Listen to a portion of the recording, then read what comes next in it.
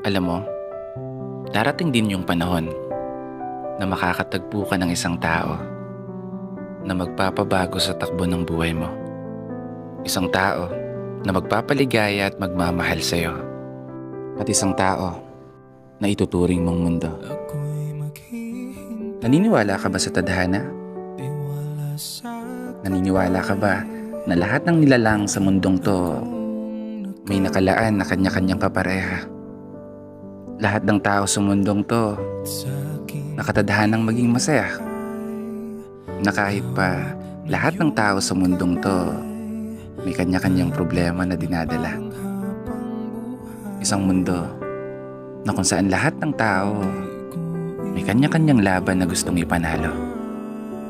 Isang laban kasama ang isang tamang tao. Isang tao na gagabay at magtuturo sa tamang direksyon na pupuntahan mo.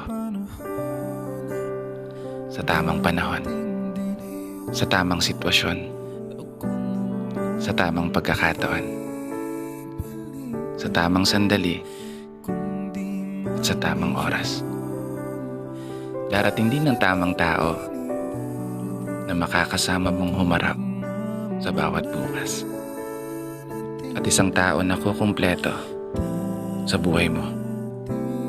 Hindi nga lang natin alam kung kailan nga ba darating. Saan mo matatagpuan? O paano kanya mamahalin? Basta ngayon, kung nag-iisa ka, i-enjoy mo yung buhay. At mas kilalanin mo pa yung sarili mo sa ano pa yung kaya mong gawin. Hanggang saan pa yung kaya mong marating. Ano ba yung dapat baguhin? O ano ba yung dapat alisin?